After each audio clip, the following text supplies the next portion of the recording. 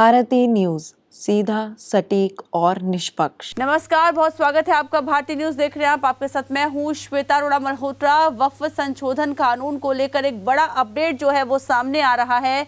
वक्फ संशोधन कानून पर सुप्रीम कोर्ट ने सोमवार को सुनवाई टाल दी है। अगली सुनवाई अब 15 मई को होगी।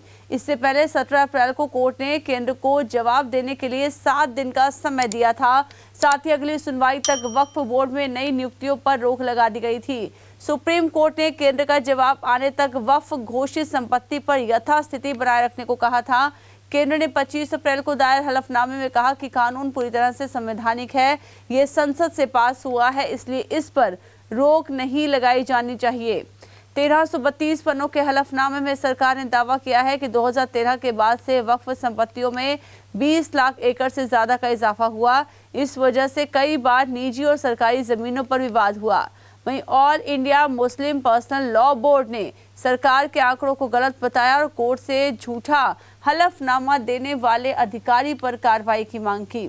नए वक्फ कानून के खिलाफ सुप्रीम कोर्ट में 70 से ज्यादा याचिकाएं दायर हुई हैं, लेकिन कोर्ट सिर्फ 5 मुख्य याचिकाओं पर ही सुनवाई करेगा। इसमें AIMIM सांसद असदुद्दीन ओवैसी की याचिका भी शामिल है।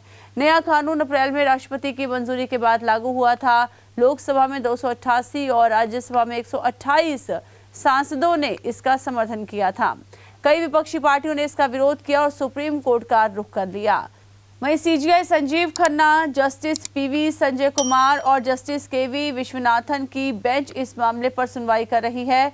केंद्र की ओर से सॉलिसिटर जनरल तुषार मेहता, जबकि कानून के खिलाफ कपिल सिब्बल, राजीव धवन, अभिषेक मनु सिंघवी, CU सिंह दलीलें रख रहे हैं। 17 अप्रैल की सुनवाई में SD मेहता ने कहा था कि संसद से उचित विचार विमर्श के साथ पारित कानून पर सरकार का पक्ष सुने बिना रोक नहीं लगाई जानी चाहिए। उन्होंने कहा था कि लाखों सुझावों के बाद नया कानून बना है। ऐसे कई उदाहरण हैं जिनमें गांवों को वक्फ ने हड़प लिया, कई निजी संपत्तियों को वक्फ में ले लिया गया। इस पर बेंच ने कहा कि हम अंतिम रूप से निर्णय नहीं ले रहे हैं।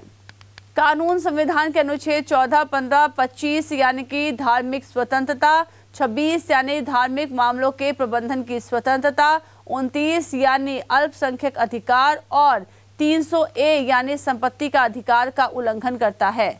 वक्फ बोर्ड में गैर मुसलमानों को शामिल करना और डिस्ट्रिक्ट कलेक्टर को वक्फ संपत्ति का फैसला करने का अधिकार देना सरकारी हस्तक्षेप को बढ़ाता है। ये कानून मुस्लिम समुदाय के साथ भेदभाव करता है क्योंकि अन्य धार्मिक ट्रस्टों पर समान प्रतिबंध नहीं है।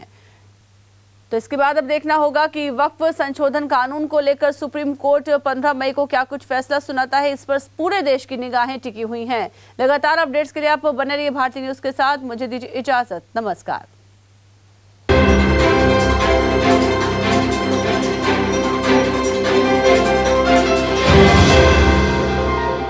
भारती न्यूज, सीधा, सटीक और निष्पक्ष।